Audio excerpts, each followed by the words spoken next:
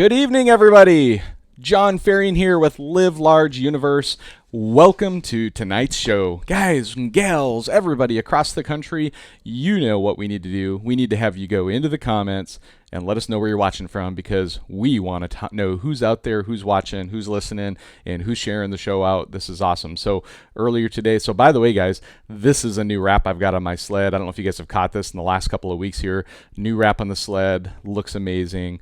Going to be bringing that up here and showing that to everybody in a minute. But while you guys are jumping on, again, go in the comments, drop it in, let us know where you're watching from. We want to know who you are, and we also want to show you a little bit about Mountain Lab. So Mountain Lab is tonight's show sponsor, and you guys saw a couple of posts I made this week about some cool things like their toolkit. They've got a boot dryer that's been amazing this year so far. A lot of really cool stuff they continue to bring out, and for sharing the show out tonight and getting engaged in the show, we're going to put you in to win, and it's basically a spin to win, kind of a random number generator that we do about every couple months. We give away these prizes. So right now you're up and eligible for the Mountain Lab backcountry chainsaw and the Mountain Lab handsaw. So come on in, let's watch the show. We got a great episode tonight, guys. I'm really excited about this topic. There's going to be some cool conversation happening and going from there. And so Cody, I'm going to bring you on here in just a few seconds. So if you want to come off mute, we're going to do that in 3, 2, and 1. How are you doing, sir? Hey, I'm doing pretty good. How are you? I am fired up, buddy. How are you? I'm doing pretty good. Nice weekend. Got a little bit of riding in yesterday, and then Did you? I just wanted to do the show with you, so it's been good so far. That's cool. That's cool. So yeah, where do you ride over Lewiston, Idaho area, right? Where do you guys ride? Do you go to McCall a lot, or where do you ride at? We can ride McCall. There's a couple other places that are a little bit closer to McCall to us, but anywhere about an hour and a half north, hour and a half east, and then McCall would be about 2 hours south of us. So we can kind of go in any direction. McCall may or may not be overrated just a tad bit, so we may try to head north rather than south. So what you're saying is I need to, next time I go and think about going to McCall, is just call you and go follow you into your little honey holes. Is that what I'm hearing? Yeah, I'd save you probably about 2.5 hours off your drive. That'd be awesome. I'm looking forward to it. Let's plan that after the show. We're going to make that happen. So this winter. So we've got a really cool topic to talk about tonight, and we also have an announcement. We have a little bit about your avalanche education. We got a lot of really cool things we're going to be chatting about tonight, and I'm super stoked about it. But what I want to let everybody know is, like, how in the heck did you and I get to know each other? And I'm going to tell the story from my point of view, and you tell me, you can chime in afterwards. But there's a couple of instances where you and I bumped into each other, and that was at the Washington State Snowmobile Association Snow Show. I think it was like 2 years ago, maybe 3 years ago. I had gotten a note from our WASA president saying, hey, there's this company named Dynamic Designs that has a booth at our show, and we might be a good opportunity to do a backroom presentation. And for those who know me here locally, I'm the guy that's in charge of all the backroom seminars and events and stuff too. And I think that was, if I remember right, the first time that you and I got introduced. Is that your memory as well, or am I just blowing my mind here? No, that's kind of the first time that I had heard of you. I remember you called me and just a random phone number popped up, and we're like, from Brainerd, Minnesota, 218, right? Yeah, I was coming to the Pre-Op Snow Show. We were going to have a booth there, and you had an opportunity for us to do a presentation there. So that was the first time that I had met you and linked up with you. And then as the years have gone on, we've done a couple things and have seen each other at multiple shows. So, yeah. And by the way, fellow Fly Racing ambassador. So we've been, I think, the last 2 seasons in a row, maybe the last season, we've been able to ride together at the Fly Racing event over in McCall the last few years. So that's been a great time too. Yep, Fly's been a mutual contact for both of us, great company and stuff like that. So yeah, that's another source of where we know each other from. Very cool, very cool. So, well, let's let everybody get to know you a little bit deeper. So who the heck is Cody Bristlin? Tell us a little bit about Dynamic Designs as part of that as well too. So. Yeah, so Cody Bristlin. I live in Lewiston, Idaho. I do graphics and wraps for a living. We have a shop here in town. Have a decent amount of people. We have 5 employees. We do everything from snowmobile wraps to full commercial stuff. But yeah, I mean, just an avid rider, do stuff in the summertime, snowmobiler, outdoors guy. So it's just a little bit about me. That's awesome. That's awesome too. And so I'm going to throw a little teaser out there now so that people are aware and they stay to the end of the show to hear, because I actually have a special offer just for the folks who watch the show and those who follow me here too. And so I'm going to announce now and then that Cody and Dynamic Designs is up in the corner right over here now, everybody. You can see he has now become a sponsor of the Live Large Universe podcast. He's sponsoring myself, John Farian, and all the amazing things that we try to do for the backcountry community.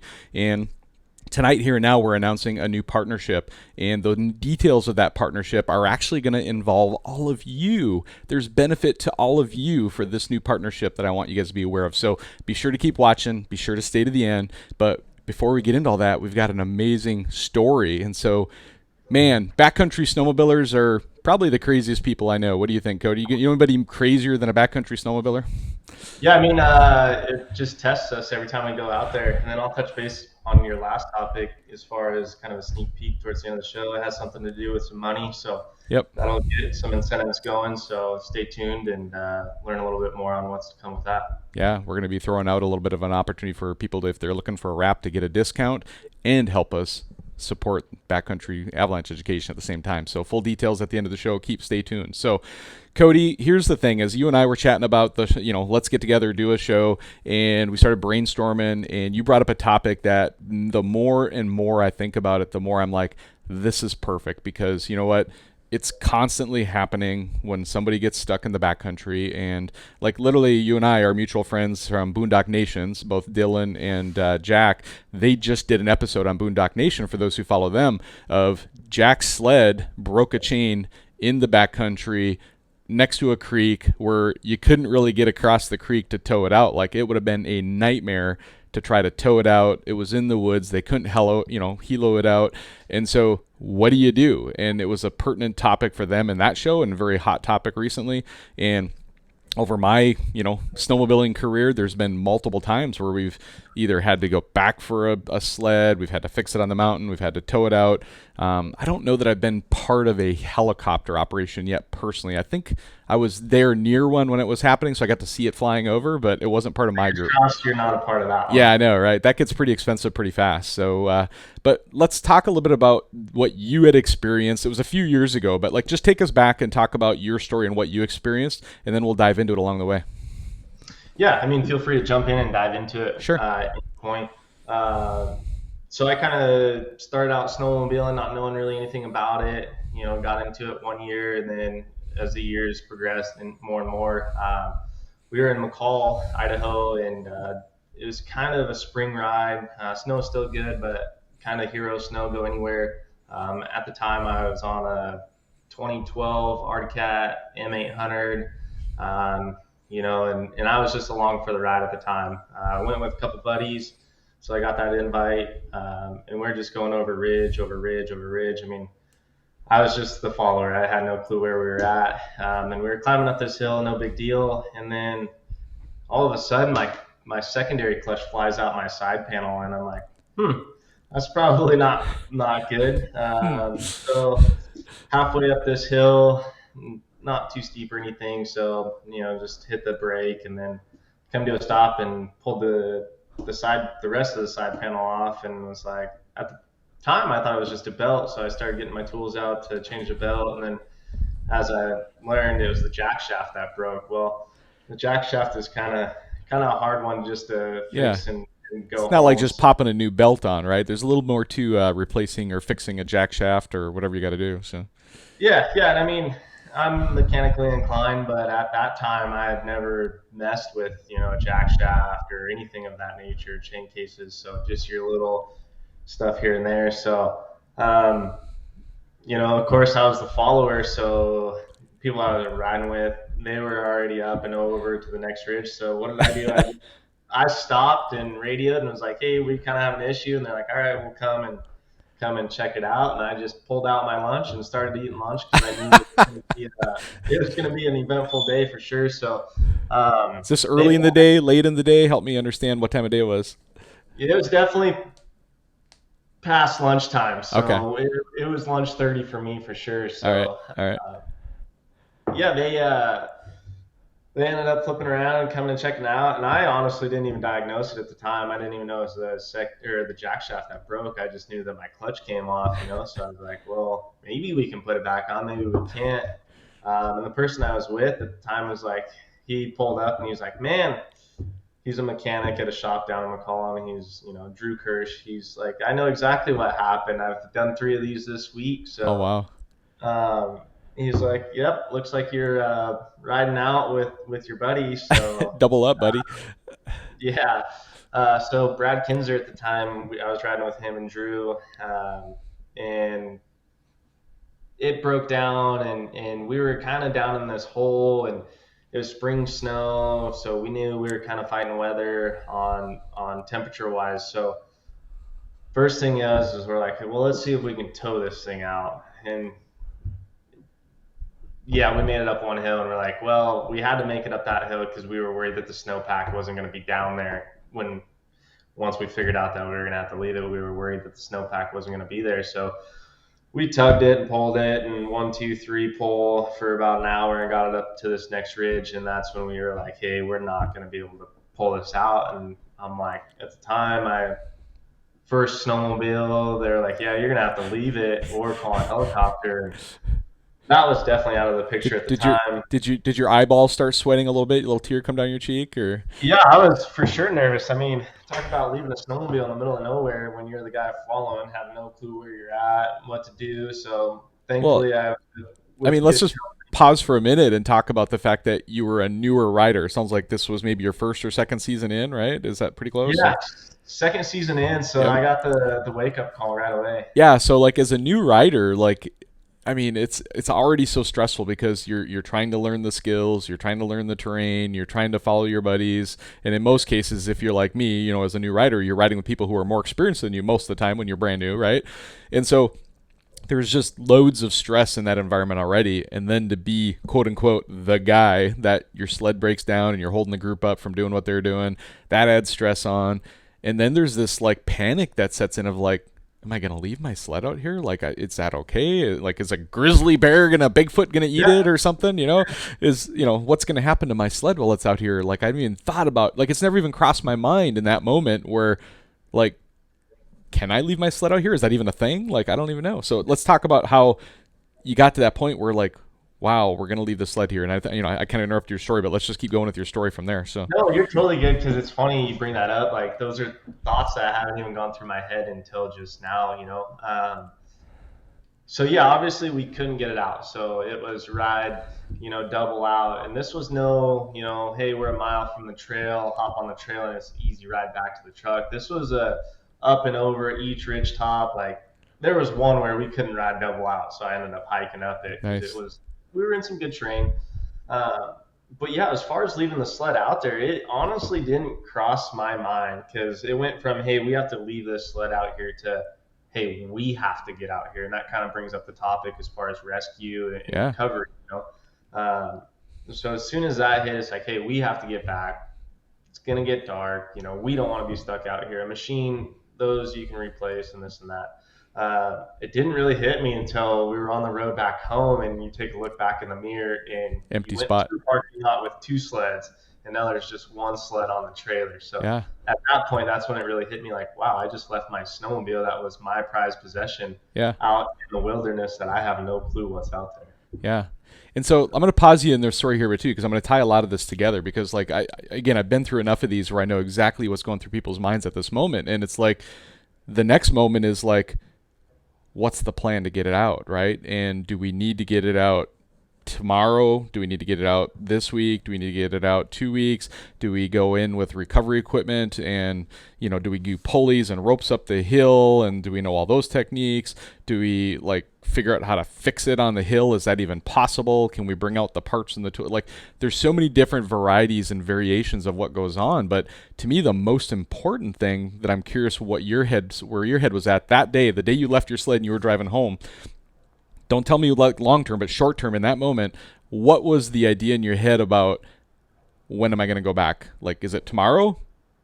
Like, where was your head at? Did you have a thought? Yeah, I mean, at the time, I mean, I couldn't even wrap my head around it. So I was Yeah, still trying to process one, the ride, because the ride was super cool. And being a yeah, newer rider, we were in terrain that I was still starstruck at the time about, like, wow, big chutes, big climbs, this, that, and the other. So it was the day in a whole. I mean, it was hard to wrap my head around it. But yeah, I was in a full panic. Like, how are we going to fix this? And it not being, a chain case where a chain case, yeah, you can get to it a little bit easier. Back to Boondock Nation. I mean, on the fly ride day last year, we changed belts a couple times that day. It wasn't an easy fix. Obviously you have to take a secondary clutch off.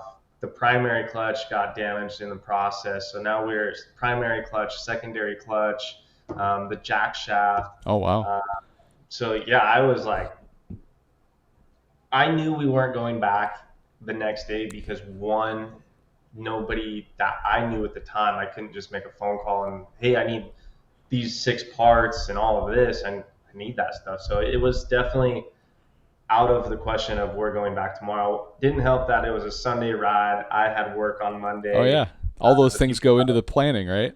Yeah. I mean, thankfully now I'm in a position where if it was that way, it would be hey, we're going back tomorrow and getting it once we got a game plan on Yeah. how we're going to get something out.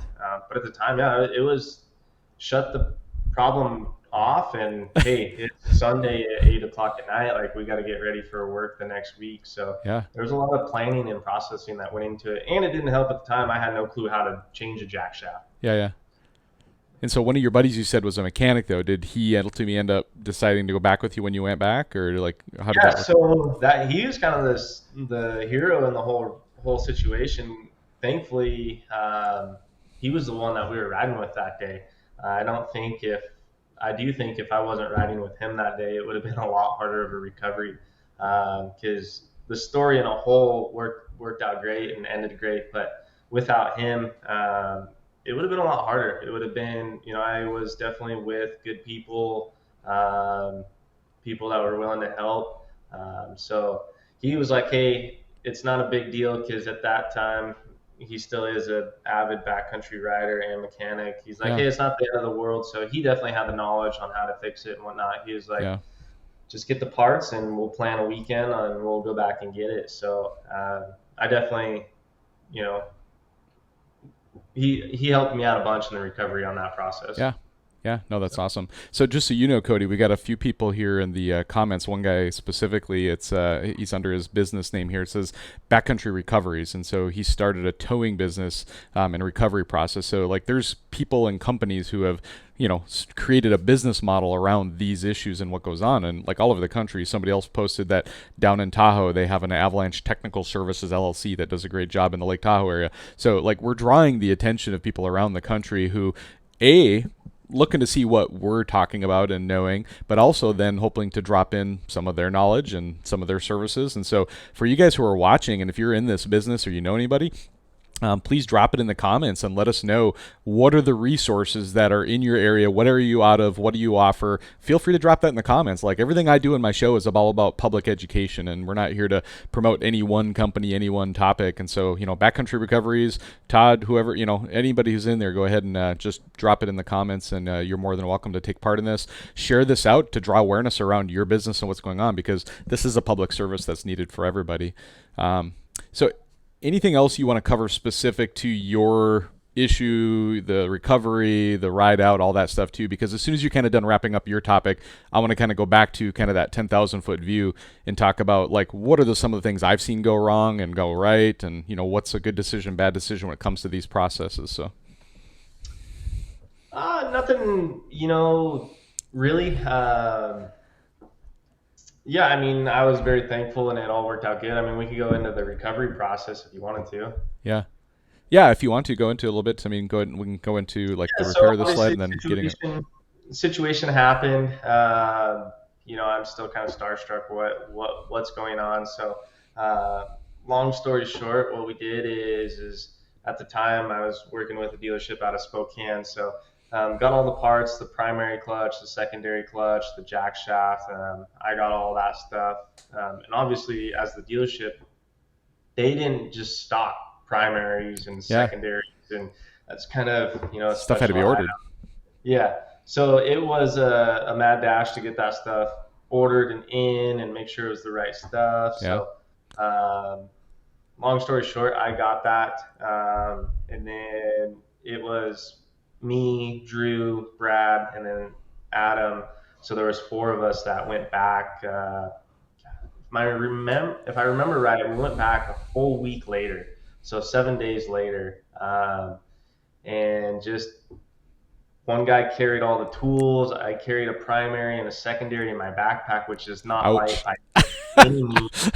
Uh, you know, Adam was big into photography and that stuff, so he was Yeah. packing all his camera gear. So yeah, it was heavy. I carried the primary, the secondary, the jack shaft, and then Drew carried all the tools. Yeah.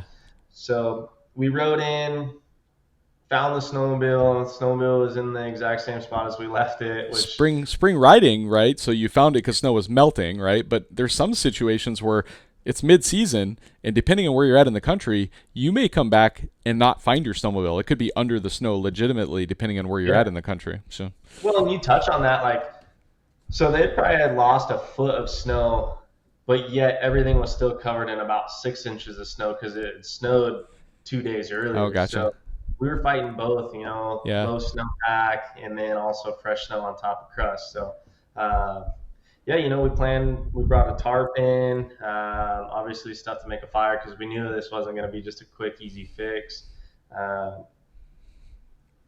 yeah, we were in the process of fixing it, and one of the Torx bits that Drew had broke, Oh no. and we needed to get the jack shaft out. So You can't, just to be positive, like you can't just reach over to the toolbox and grab a second one because you brought the exactly, exact tools you needed out on that trip. It's not like you double up on everything on a trip, right? exactly. So one guy ended up actually riding all the Oh way no. back to the truck and getting another tool and riding all the way back to where we were at, and we were probably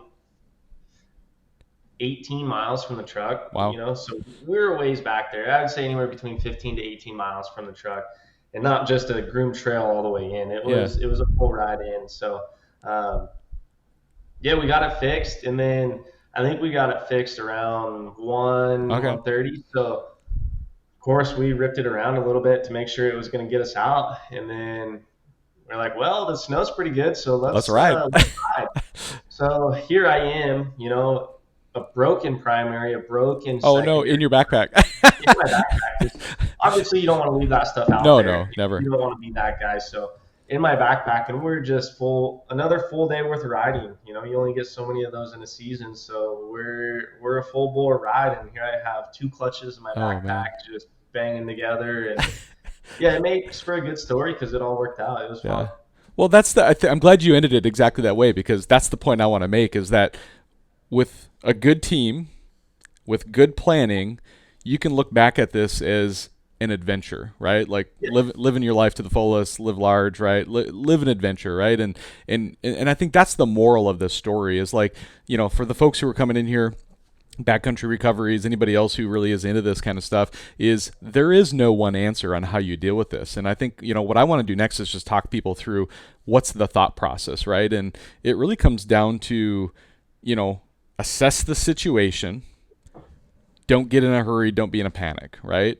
Um, you know, I've been on multiple recoveries where, yeah, it takes a week. I think one of them we left the sled out there for 2 full weeks before we went back and got it because it was about, from where we all live to where this sled had gone over a ridge and down into the trees. And, for that guy to come back and do the recovery, the friends that he needed were all 4 to 5 hours away. Right, it wasn't in our backyard. It was like in a destination area, right, that we had Yeah. gone riding, and so I wasn't with him. He came back, posted on our local club Facebook page that, hey, I've got this issue, looking for volunteers. We're going to try to coordinate this. We got on the phone, we bought whatever parts we needed as far as recovery gear. And I think in that situation, we used like come-alongs, we got rope, we got pulley systems. I think we tried to use like a chainsaw. There's tools out there like chainsaw winches. Working on with a chainsaw. Chainsaw winches. They use a chainsaw motor, but they hook it up to a winch system, and it's like an electric or like a motorized, thing. And so, like, I've now since bought in my truck, and I used it for loading motorcycles on and off my sled deck, but it would work in this situation too. Is basically a gearbox from Warn, WARN, Warn winches. They make a non-motorized just gearbox that you can hook up a power drill to, and it's a 750 pound weight capacity drill winch. And so now you could bring out, 2, 3, 4 power drills, or, one power drill with 2 or 3, 4 batteries. And you could literally just sit there and winch your sled right up the hill, right? So there's a million different ways you can do it. But I think the main lesson learned is that so many people, you got to think about the people first, right? Like in your case, is everybody okay? Nobody got hurt. We can leave a sled behind, but we can't all be out here overnight risking our own lives and our own safety, right? And so the first thing you got to get your head wrapped around when you're in that situation is, how do you make sure that everybody in that environment is safe, both now and on the recovery, which people aren't always thinking about. Because that's the point I want to make on this next phase, is that, I've seen, and this is the story I told everybody I would share on the show here, is like, we had a situation here at our snowmobile club where, I'm getting ready. I think it was like a Sunday, right? I'm sitting there getting ready to go for a ride that morning. It's 5:30 in the morning, and I'm prepping, and I literally see someone drop in the Facebook page on our club page that, hey, everybody, looking for some help. We got 2 sleds out in this drainage. We had to hike out. Everybody's safe. Everybody's okay. But we're looking to try to go out there today and recover it. This was at 5:30 in the morning, and I'm already like, I've got plans to ride with friends, and we're going. And I'm just like, okay, people are safe. I don't have to panic or stress about it. And I'm going to go for my ride. Like, at the end of the day, if they come back, they need help, then we'll make a plan. We'll go out next few days, next week, or whatever it is. But in my opinion, this is not an emergency. So I didn't immediately react to it, right? This is the part where it gets a little bit of dramatic, right? Is, I went out riding for the day, came back early, I think 2, 3 o'clock in the afternoon. And all of a sudden, my phone starts lighting up, and I'm starting to get pinged by, like, people from the club going like, John, how come you didn't come out and help with us, or that kind of thing. And we went out, they all went out in the middle of a blizzard, in the middle of a snowstorm, to recover these sleds in a panic to go get them out of there. I'll chime in here. Go ahead. Yeah, go ahead. A lot of people don't understand there's a difference in a rescue and a recovery. Yeah. And that's what a lot of people are uneducated about. A rescue is totally different from a recovery. Yep. If you're recovering something, you are no good if you're going to need to be rescued. Exactly. So back to your topic, I mean, I'm not jumping to conclusion by any means, but there was a lot of steps that were missed for a safe recovery. Yeah. No, absolutely. Yeah. And that's exactly it. Is like, the weather, we were out riding in the weather that day, and it was just nuking down, and we were having a good time and having fun. But it's like, to go out and try to recover sleds off of a drainage when there's 2 to 3 feet of new snow in this situation, and it's still dumping down, and now you're bringing people out there, and it all has to be done today. Like, that was kind of the issue. And then, at the end of the day, I come back, and all of a sudden I'm catching a whole bunch of flack for not just like jumping out of my seat to go and help it out. And of course I get a little like, who the heck do you think you guys are, right? And so it became a little controversial back and forth, and that situation ultimately ended up costing me 2 friends, right? It did, because these were people that I was on the board with.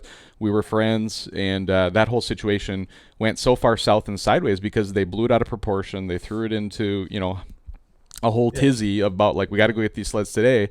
And in the meantime, the irony of this whole story is that the earlier story I told you about, where we went back 2 weeks earlier, one of the people in that situation were the ones who I personally went and helped that person recover their personal sled 2 weeks later, and we went out there too. And so it's like, I didn't understand the disconnect, and it became, kind of a poop show, right? And I share that not to call anybody out, but to show you that any situation you're in, if you can step back from it, make sure everybody's safe, and then build a plan, because you have to have resources. You have to have parts, you have to have tools, you have to have people, manpower, equipment, whatever it is, to be able to execute on these kind of recoveries like this, or in this situation, call our buddy here at Backcountry Recoveries who's watching the show tonight, and they'll have all the equipment and stuff ready to go. They have a business for it, so they can probably go out and get it tomorrow.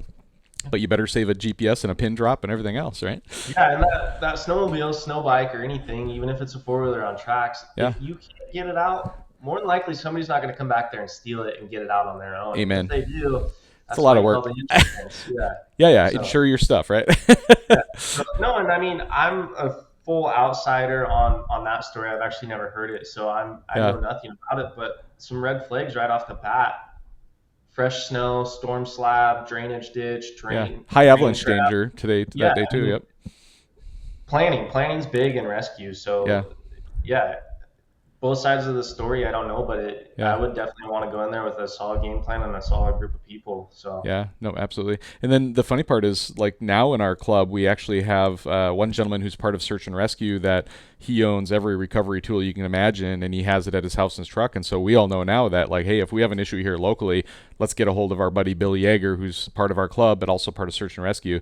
And he's got, climbing pulleys and harnesses and ropes, and he actually put on an annual sled recovery training at our club ride, like usually in mid-February is when we do it, and it's been pretty well attended, and a lot of people are there. So again, if anybody has any advice or comments they want to drop in the chat, please do. And if you didn't earlier, please let us know in the comments where you're watching from. So drop it in there, let us know you're watching from, and go from there. But man, I think we covered this recovery topic tonight, and I think we've helped educate some folks. And one thing you shared with me personally, Cody, that is one of the buddies that helps you with that recovery. Since then, there's been an incident or an accident that's helped inspire you to move on with your avalanche education. And let's touch on that a little bit, if you would. yeah, so a buddy of mine, close friend Brad Kinzer, he was kind of the guy that I would ride with. He helped me out and kind of taught me how to ride. Obviously, several other friends that did at the time. But yeah, unfortunately, he was caused in an avalanche and lost his life. So we definitely lost a friend, a family member, and just somebody a part of the community. So, I don't. There's really nobody out here that's telling you or forcing you, I should say. There's nobody out here forcing you to take avalanche education. So it's up to you to get it. It's up to you to take the time to learn it. I don't know all the details that went on that day.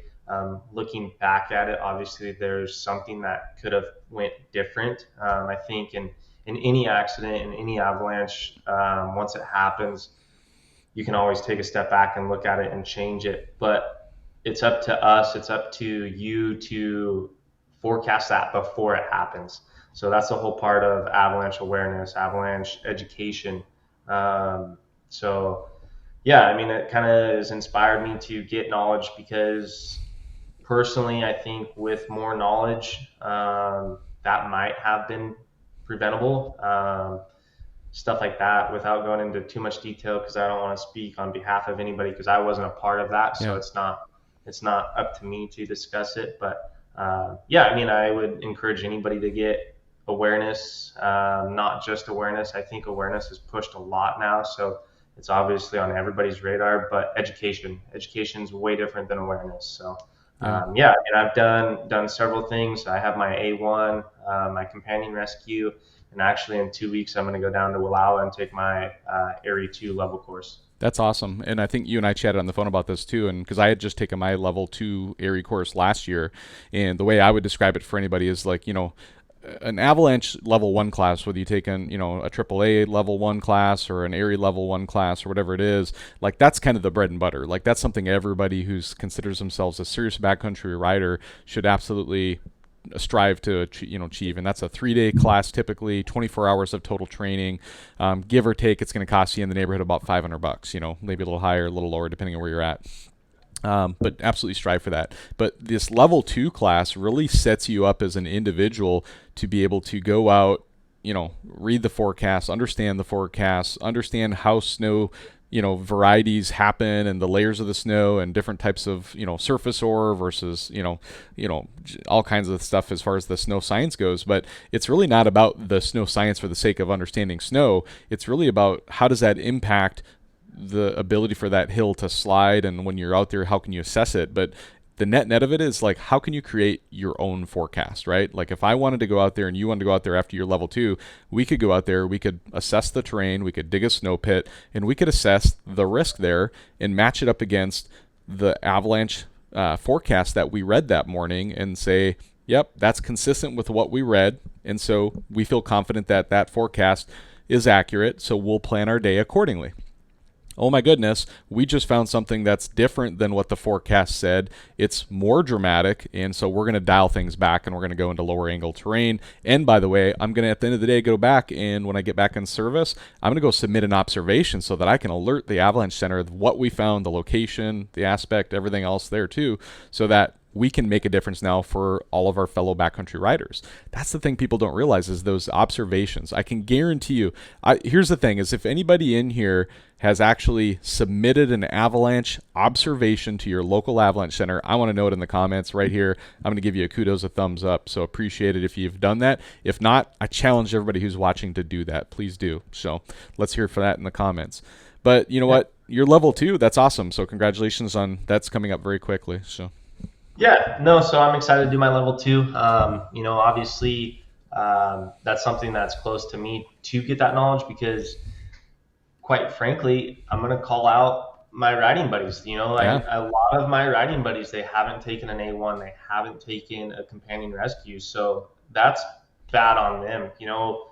I'm the one in the groups that, I have my A1, I have my companion rescue, and am going to have my A2.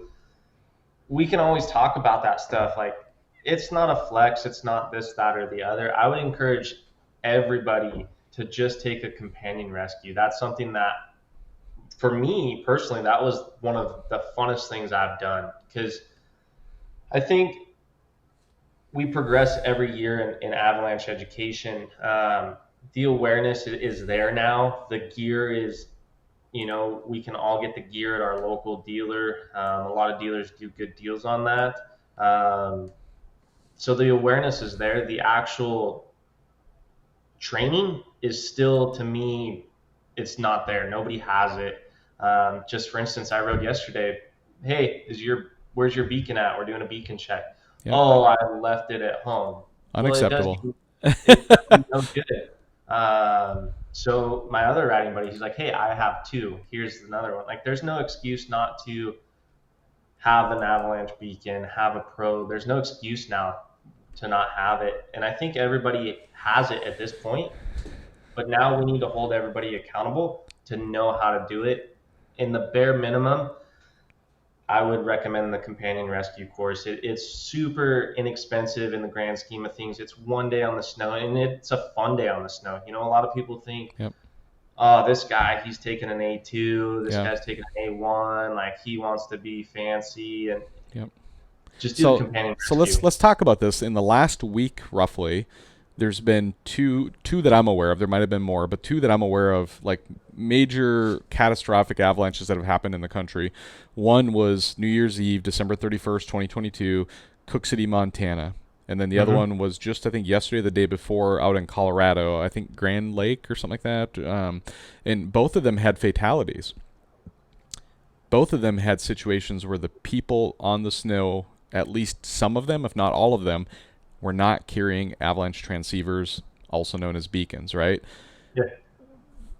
It just, it's just crazy. It's just crazy because, go ahead. Going back to a little bit ago, my buddy that was involved in an avalanche, I know, and I can say one of the struggles on his rescue was knowledge and how to use a beacon. And it wasn't the people trying to find him. It was the people that heard over the radio. It was in McCall, so there's a ton of people there. It was all of the people that rushed in to help that didn't know right off the bat, turn that thing to search rather than transceiving. So there was a ton of different miscommunication with the transceivers. So they were getting a ton of different readings on that. And I think that's where it's to you and me to hold those people accountable, because peer pressure, buddy. That's exactly right. It's like whoever you're riding with, you have to set the expectation.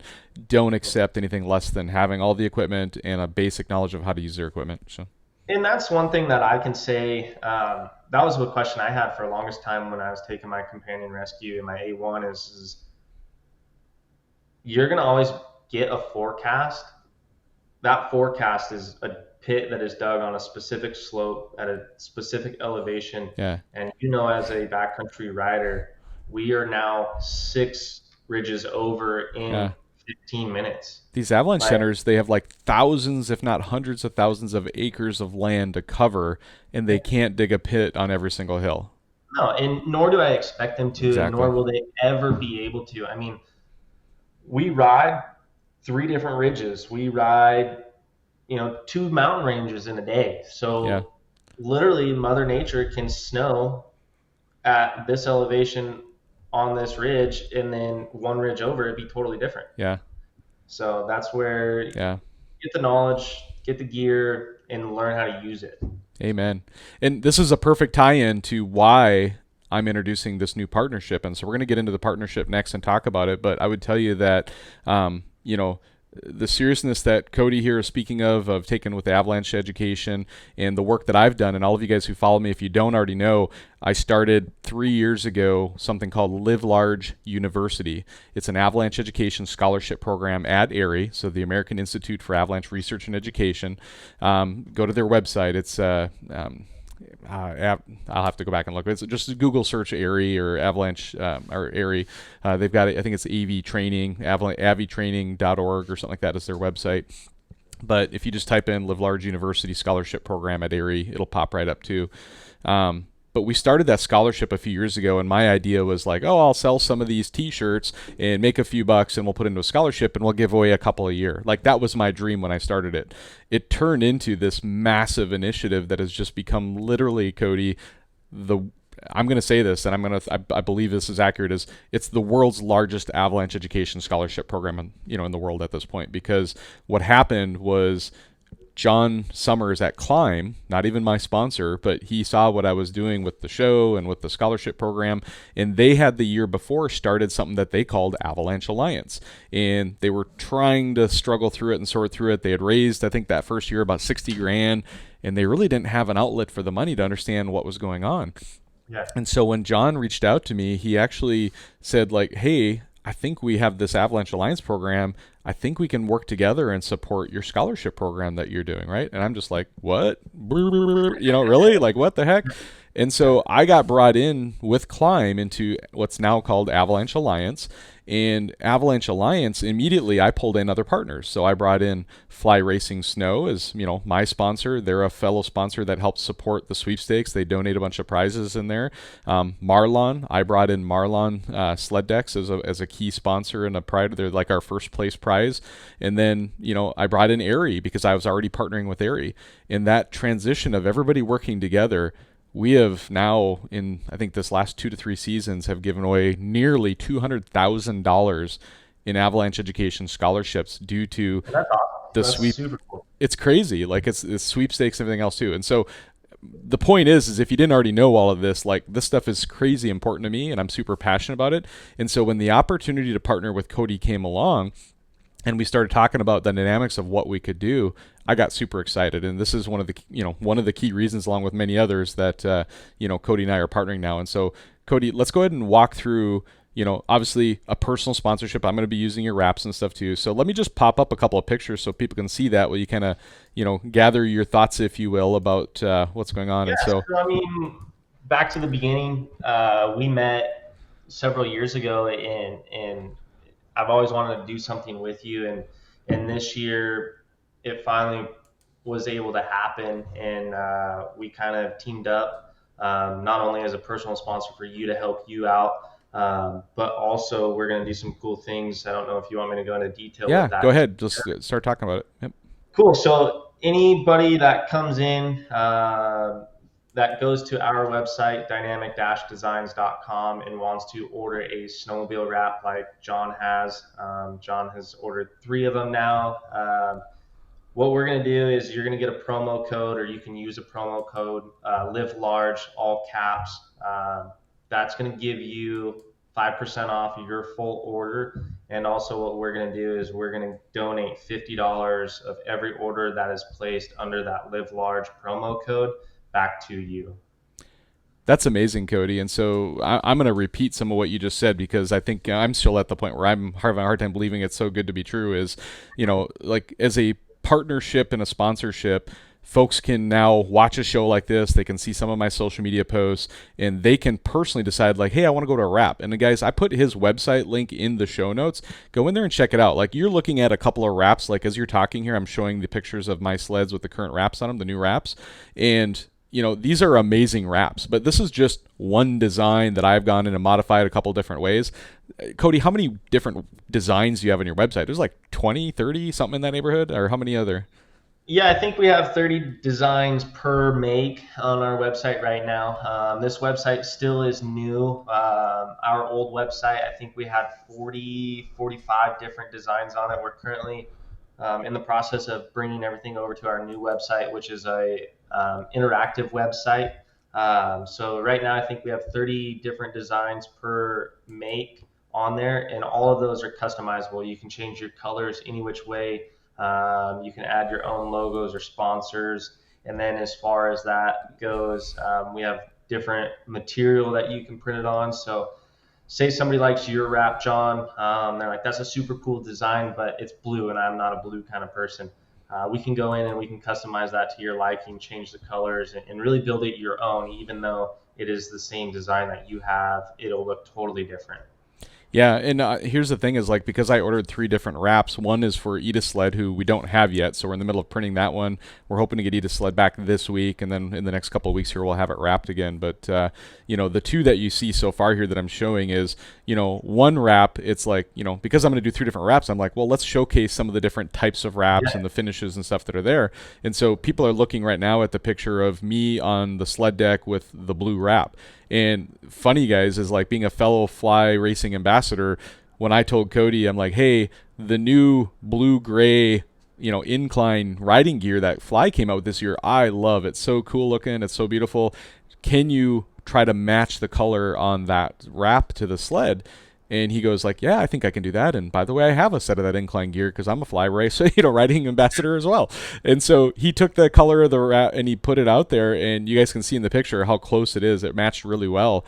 And then this is the holographic base material that in this particular picture it just looks like a blue wrap because it's an overcast day. You can see from the back the sun's coming in, but this picture doesn't really show what the hologram material does. But as soon as you put any kind of a spotlight on it, sunlight on it, or whatever, the whole thing just gets all kinds of crazy wild colors and rainbows on it, and it's almost like having a chameleon wrap, right? And it's like a high gloss finish with, on the surface, and then there's, I think, what you call halo metal flake as the final finish. And so this thing, just when the sun hits it or a spotlight hits it, it just lights up on fire. So anything you want to say about those materials and some of the other materials like chrome or metal flake that you have, you want to talk about?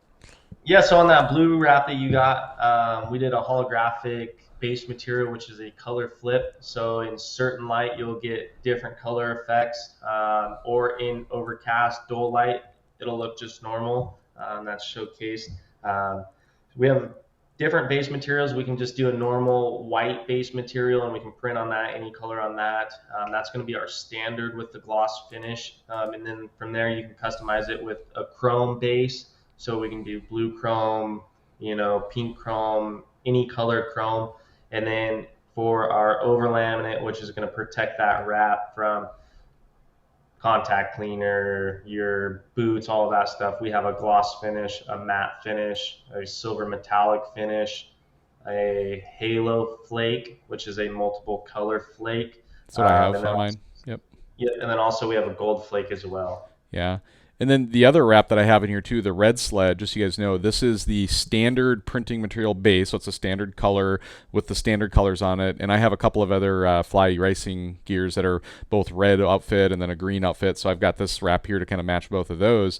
And I told Cody, I'm like, well, let's try the matte finish. And so this one actually has a matte finish, so it's not glossy, and it really, to me, makes the color pop. Like the matte finish here is better than I anticipated it would be when I got it. It's a really bright, vivid color, and that matte finish, reduces and avoids all of the reflections that you might get otherwise. That could be a distraction from the actual wrap and the color. So pretty cool. And so Edith's wrap, when we get it, will be the standard printing with a standard gloss, and so people will be able to see that as well too. So we're excited to be able to show it off. And man, the ability to install it was super easy. Like, tell us a little bit about the glue technology in the back that allows the air bubbles to pop out. That's a pretty cool feature that I've used for the first time that I fell in love with quickly. Yeah, so we print on a material that has air regress in it. The way that works is there's air channels in the back of it, so the material actually is pressure sensitive. So you're going to be able to put that piece of your wrap on your sled. You're going to be able to pull it up, move it around, position it to kind of where you want it to. Because think of those air channels kind of as peaks and valleys. And what's going to happen when you put pressure to it is it's going to collapse those peaks and valleys, and that's when it is going to adhere to the plastic. So it is really forgiving, bubble-free install. So yeah, super friendly to work with. It's really cool stuff. Yeah, it worked really awesome. And, over the years, I've installed lots of wraps, like, from lots of different companies over the years. And the bubbles in key areas have always been an issue for me. I've learned to deal with them. Typically, you can pop them and then push the air out with a heat gun and that kind of thing. It's not unmanageable. But this year, 90% of all the air bubbles that I had ever experienced before were all gone. Yeah, kind of going back to that, a lot of people are like, hey, should I wet install my Yeah. wrap? Several years ago, that was a big thing. We highly recommend people avoid wet installing them, especially with our material, with how easy it is to use. It's just a dry install. Yeah, and I can vouch there was that one section on the red sled specifically. It was the area on the lower, below the side panel, down in the bottom, the rocker. There's two stickers that come together in that section. And I put it on there and I thought I had it right. And then I got the upper one on and I tried to put the one beside it on. And it just wasn't lining up the way I wanted to. But I had the whole wrap done. And I'm like, good enough. Nope. I'm going to peel it off. So I literally peeled them off, reset them exactly where I wanted them, and glued them back on. And it worked out perfectly. So, can vouch for it. It worked amazing. So, yep, very cool. And so, yeah, I mean, you guys get a 5% discount by using promo code on the website, Live Large, all capitals, just LIVELARGE, Live Large, all capitals. You guys get a 5% discount, and that promo code is available to all of you who watch this or anybody who comes across me and you can see it. The best part, $50 you're saying, right? We're going to throw $50 at the Live Large University Scholarship Program for every wrap that's ordered with that promo code. So, guys, that's awesome. By the way, Live Large logos are available to add to your wrap if you guys want to showcase that you're part of the solution of avalanche education in the backcountry and you want to rock Live Large. That logo's available on your website now, too. We added them to my sleds, and you'll make those available for anybody, too. But anything you want to say about the scholarship? Yeah, so that code's going to become available tomorrow morning at 8 a.m. It'll be live. So if you're on our website, just dynamic-designs.com, pick out your snowmobile, pick out your design, customize it. You're going to enter in that discount code at the very end. And then what we're going to do is we're going to be able to go back and see everybody that has used that discount code or promo code and also use the Live Large Universe logo, because you can add that to your wrap. Then we're going to donate $50 to that university. So, yep, that's awesome. And so the great part, everybody, is just like I have set up with my T-shirts, is I don't touch the money at all. Literally, the business, like Cody here, Dynamic Designs, they get the address and the mailing address to AIARE, and we put a little note on it that says apply to the Live Large University Scholarship Program, and everything's taken care of, and it all goes to a nonprofit organization. So very cool, very cool. So, yeah. Wow, I'm excited, Cody. How about you? Yeah, no, it's been something that's been in the works. I mean, we've talked several times, and obviously the friendship has been there. Now partners, it's gonna grow and be super cool. I'm really excited. I'm excited to do another show with you down the road and be like, man, we've really donated a lot of money to this cause and raised education and help people out with their education. Yeah, and just give people an idea of the scale of what this could mean. Is like, I mean, my shirts that I do, like somewhere between maybe $5 and $8 per shirt net is what goes to the scholarship program because of all the costs of shipping and everything else. And so to have this flat fee of $50 go to that scholarship program, I mean, we sell 100 wraps. That's a lot of money really quick, right? So yeah, no, and that's why we're a part of it. Is we want to make a difference. Like you've said before, if it was just about a wrap, there's a ton of different companies out there. Yep. A ton of good companies. We're one of many. I'm not saying we're any better than anybody else out there, but we're here for a reason, and I think we can help a cause. Yeah, you guys have been part of the community, and you're now part of my community, and so God bless you. Live large. I appreciate it, buddy. Thank you. Cool. All right. Any final words you want to say to anybody? Any thank yous you want to give to anybody out there? Before we wrap it up. So. Yeah, I mean, thank you for everybody that followed along and listened. Thank you to my personal companies that help out, Fly Racing, Max Cycles, a bunch of other companies. But yeah, I'm just really excited, looking forward to this, and I think we can do some cool stuff. Very cool, very cool. That's awesome. And by the way, we've got people in the comments here. Matt Thomas is somebody I know that he actually is one of the beneficiaries of the Live Large University Scholarship Program. He took his AIARE 1, I think it is, a year ago. And so, this is a real thing, guys. It's making a difference. There's new businesses that have popped up due to this scholarship being available and people being able to get into professional avalanche education. So, and I'll touch base on that a little bit too. I was kind of skeptical about first at taking my A1 and taking my companion rescue. Like, man, I'm going to spend this money and I'm just going to get this knowledge that I'm never going to retain or I'm never going to use, and it's going to be a waste of time and money. And it was fully opposite of that.